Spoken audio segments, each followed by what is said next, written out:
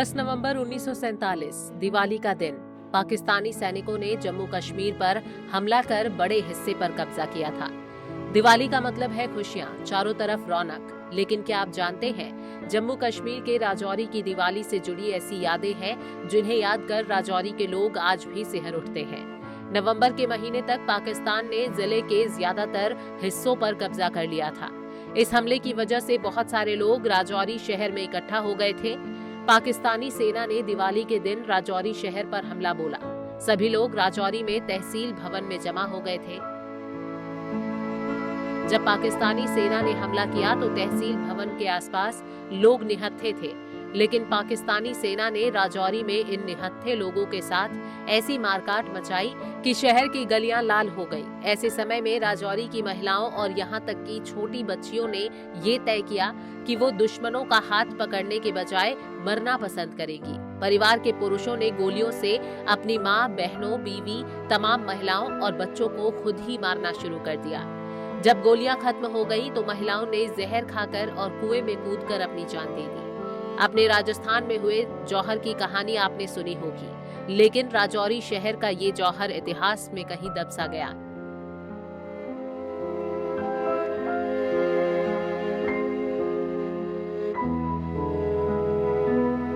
ऐसा माना जाता है कि राजौरी में लगभग 30,000 लोगों का कत्लेआम हुआ। बाद में ब्रिगेडियर प्रीतम सिंह के नेतृत्व में राजौरी को पाकिस्तानी सेना से मुक्त कराया गया। जिस तहसील भवन में ये मौत का तांडव हुआ था, उसे आप आज भी बलिदान भवन के रूप में देख सकते हैं। इस बलिदान स्तंभ की देखरेख भारतीय सेना करती है। आज भी आप वहां जाएं तो आपको शहीद हुए लोगों की फोटोज देखने को मिल जाएंगी। स्थानीय लोग, बुजुर्गों का कहना है कि अगर तहसील भवन के नीचे आज भी खुदाई की जाए तो पत्थरों और ईंटों की बजाय हड्डियां और नर कंकाल निकलेंगे। आज भी दिवाली के समय राजौरी लोग 1947 के उस खूनी मंजर को याद कर सिहर उठते हैं कि ऐसी दिवाली फिर कभी ना आए। सोरा मारिया ने, मेरा जेठ मारिया ने, सारे की कप्पिया ने, सब जड़े चरजोरी कप्पे ने, सारे भैन भरा जो रिश्तेदार मेरे ऐसे जोरी सारे कप्पे, ताया चाचा सब। तुस कितने साल ने सो? मैं होई उस 5-6 साल निक्का बच्चा ही चुक्की खड़े निक्की सन चुके ले गए सन। अज भी जला करो सीन याद आने सीन याद है ना। अपने सिर कोई माँ नहीं, प्यो नहीं, भैन नहीं, भरा नहीं, कोई नहीं। प्यो भी कप्पी गए, भरा भी कप्पी गए, सारे भैन भी गई। अशियाँ मारने से, तलवारा मारने से, कुआरियाँ मारने से, रब्बियाँ मारने से, सब का सारे से। उस टाइम काफ़ी जनानियाँ भी ऐसे औरतां सन जना अपनी जी उन्होंने की ली है, उन औरतों की ली है, पकड़ी तो रही है, वारसों की मार छोड़ औरतों की ली है, बच्चियों की सटी है, कुछ की दरिया भी सटिया, कुछ कप्पी गया, कुछ कुछ सटिया। बच्चे इस तरह सटी जनानियाँ ली है सर। अज भी उन्होंने लोगों की याद करने नहीं करना चाहिए। ओ याद करना क्या करना, याद करना। ये जंगलों में पास सटे, शहरों में जाना, बच्चे सटे, बच्चे सटे। दरिया भी मरिया, जहर खाई था मरिया, हैं बच्चियों की मारिया, सब अपनी मोती मरी गया कि बच्ची जब जान सी जहर खाई था मरी गया। मोल बोल था मेरा सोरा मारिया ने, मेरा जेठ मारिया ने, सारे की कप्पिया ने, सब जड़े चरजोरी कप्पे ने, सारे भैन भरा जो रिश्तेदार मेरे ऐसे जोरी सारे कप्पे, ताया चाचा सब। तुस कितने साल ने सो? मैं होई उस 5-6 साल निक्का बच्चा ही चुक्की खड़े निक्की सन चुके ले गए सन। अज भी जला करो सीन याद आने सीन याद है ना। अपने सिर कोई माँ नहीं, प्यो नहीं, भैन नहीं, भरा नहीं, कोई नहीं। प्यो भी कप्पी गए, भरा भी कप्पी गए, सारे भैन भी गई। एक मैं रही हूँ बाद। कितनी देर बाद इतना फौज आई सी? फौज आई उसी कोई 6 महीने सारा, 6 महीने आई उसी। अच्छा, तो इतनी याद नहीं, इतनी याद कोई। जो एक जोरी में बलिदान भवन बनया ना, किसी की हम आखिर क्या है इतने कपे लोग। अच्छा, बुन कपे खूबसूरत नज़ारा है। और ये सामने जो आप देख रहे हैं ये राजौरी है, और राजौरी के साथ में जो पहाड़ देख रहे हैं ये पीर गली के पहाड़ हैं। यहीं से बहती हुई ये नदी आप देख रहे हैं, और नदियों के बीच में 2 सुंदर से मंदिर देख रहे हैं। एक मंदिर राधा कृष्ण जी का है जो आपको पुराना सा नज़र आ रहा है, और दूसरा मंदिर शिव मंदिर है। प्राचीन शिव मंदिर के नाम से यह मंदिर जाना जाता है, और ये दोनों मंदिर लगभग 300-400 साल पुराने बताए जाते हैं। और ये 2 नदियों के बीच में ये मंदिर है। और इन्हीं मंदिरों के नज़दीक में ये स्थान जो आप देख रहे हैं, ये ऊंची इमारत आप देख रहे होंगे, ये जो इमारत है ये बलिदान भवन के नाम से जानी जाती है। बलिदान भवन राजौरी के इतिहास में एक इमारत ही नहीं, लेकिन ये सिर्फ एक इमारत नहीं है, बल्कि ये राजौरी का इतिहास है। क्योंकि जब भी कोई बलिदान भवन में आएगा तो राजौरी का इतिहास दोहराएगा। क्योंकि राजौरी के इतिहास की अगर बात करें तो ये आप उनके अंदर वो तस्वीरें भी हैं जो उस समय की याद दिलाती हैं। अगर थोड़ा सा इस तरफ का देखें तो यहाँ पे ये सफ़ेदी का रंग रोगन का काम चल रहा है, इसको तैयार किया जा रहा है, क्योंकि दीपावली के दिन यहाँ पर एक कार्यक्रम जो है वो किया जा रहा है।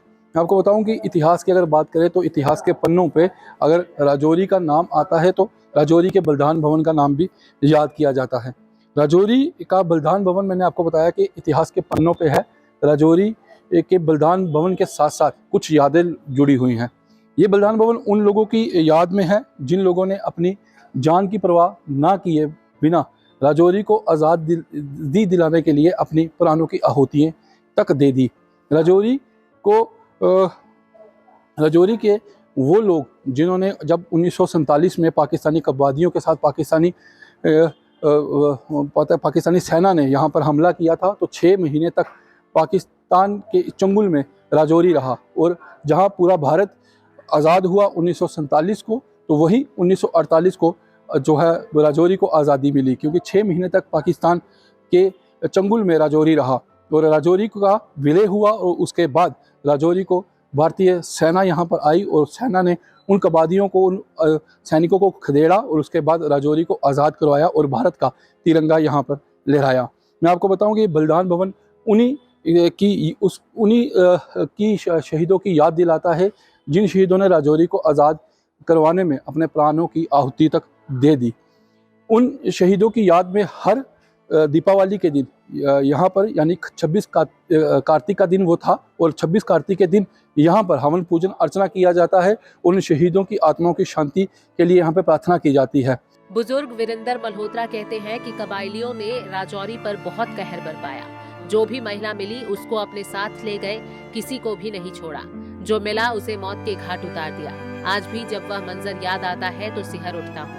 जिस स्थान पर आज बलिदान भवन बना हुआ है उस स्थान पर कुआं हुआ करता था। कई महिलाओं ने अपनी इज्जत बचाने के लिए कूद कर जान दे दी। वो लोग यहाँ आके छुपे के हमें लोग बचाएंगे। और जहाँ नाबन में मेरी फैमिली के, मेरे 12 साल का चाचा था, 3 साल का चाचा था, मेरे दादा थे, मेरे दादा के भाई थे, एक चेतराम जी थे, मेरे फादर के मासड़ थे, अलाइव जला दिए गए। जो लोग बाहर निकलते थे मकानों से उनको काट देते थे। ये बहुत बड़ा मसाकर हुआ है और राजौरी में बड़ा मसाकर हुआ। गाँव के लोग जो शहर में आए और शहर में आके ये बहुत बड़ा मसाकर हुआ। और इस मसाकर में इतने लोग हमारे मारे गए और कई बार तो अपने बड़े लोगों ने अपनी औरतों और बच्चों को भी काटा कि भाई हमारी ये बुरी हालत हो रही है। और इन लोगों ने और ट्राइबल के साथ जुड़ के बहुत बड़ा हमला किया और हमारे लोगों का मसाकर किया और ग्रास रूट लेवल मसाकर किया। हिंदू हमारे लोग थे, उनके ऊपर बहुत ज़्यादा कत्लेआम किया उन्होंने चुन चुन कर घर से हमारे बच्चे, लेडीज़ और हमारे जो माताएं बहनें थी उनकी इज्जत लुटी, उनको मतलब घर से बाहर निकाल के कत्ल किया। और जिसके आयवज में आकर जो हमारी बहनें थी, माताएं थी, उन्होंने अपने जान जो है, किसी ने कुएं में छाल लगा दी, किसी ने अपनी रक्षा के लिए की, अपने बच्चों की रक्षा के लिए हमारे जो बुज़ुर्गों ने अपनी बलिदान दिया था उसको हम याद जब करते हैं। जब हमारे जो बुज़ुर्ग हैं, हमारे घर के, हमारे राजौरी शहर के जितने बुज़ुर्ग हैं हमारे, जब उनसे हम बात करते हैं, जब हम वो रोने पे आ जाते हैं, रोते हैं जब वो दिन याद करते हैं 1947 का कि हमारे राजौरी के अंदर इतना कत्लेआम हुआ था, हमारी माताएं बहनों की इज्जत लुटी गई और जो हमारे बुज़ुर्ग थे उनको कत्ल किया गया। ये बहुत बड़ा हुआ। यहाँ हमारे राजौरी के लोगों के लिए एक बहुत काला दिवस के रूप में हम रहते हैं। मेरी उम्र जो थी तकरीबन कोई 5 साल की करीब थी। मुझे जो थोड़ा थोड़ा याद है कि क्या हुआ कि कुछ दिन पहले राजौरी में जो है अफरा तफरी का माहौल हो गया। गांव के लोग जितने भी हिंदू थे वो सारे सिटी में इकट्ठे होना शुरू हो गए। मेरे घर में भी बहुत ज़्यादा लोग जो थे इकट्ठे हो गए थे। वहाँ पर अपने हथियार जो थे तलवारें वगैरह भी लेकर आ गए थे, लेकिन वो सब बेकार गई। वहाँ यहाँ पर रजौरी में 26 कार्तिक के दिन दिवाली से पहले की बात है कि यहाँ पर लोगों ने जो है कबायलियों ने रजौरी सिटी पर हमला किया, कत्लेआम हुआ। यहाँ पर जो ALG ग्राउंड है, जिसे अब हवाई ग्राउंड कहते हैं, वहाँ पर लाशों के ढेर पड़े हुए थे। मुझे थोड़ा सा याद है कि तहसील हेडक्वार्टर पर सब रजौरी के लोग जो थे अपने बाल बच्चों के साथ, लेडीज़ के साथ इकट्ठे हुए, और शाम के वक्त जब वो यहाँ से जत्थे के तौर पर निकलना चाहते थे तो औरतों ने कहा, भाई हमारी इज्जत जो है वो बचाने के लिए हमें आप खुद कत्ल कर दो। बहुत सी औरतों ने, बच्चों ने जहर खाया।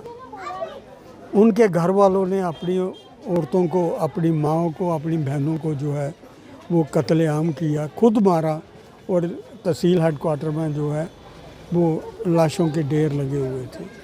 उसके बाद वहाँ से जब निकले तो जाते हुए क्या देखते हैं कि एकदम फिर जाकर बाहर में जाकर जब ये लोग इकट्ठे नहीं निकल सके, छोटे छोटे टुकड़ों में लगे, तो कबायलियों ने जो वहाँ से आए हुए थे पाकिस्तान में, उन्होंने इन लोगों को इकट्ठा करके, इनके पास जो रजौरी से जो लोग थे उस ज़माने में बहुत अमीर लोग हुआ करते थे, इनके पास लाखों के हिसाब से, किलों के हिसाब से सोना था, पैसे थे, क्योंकि ये रामपुर नगरी थी और शाहूकारों की नगरी थी।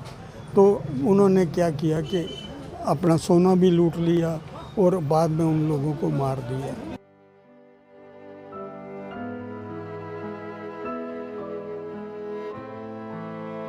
रजौरी की दीपावली के दिन यहाँ पर जो है सभी शांति के लिए दुआएं मांगेंगे, पाठ करेंगे, और उन शहीदों को फिर एक बार जो है वो याद किया जाएगा।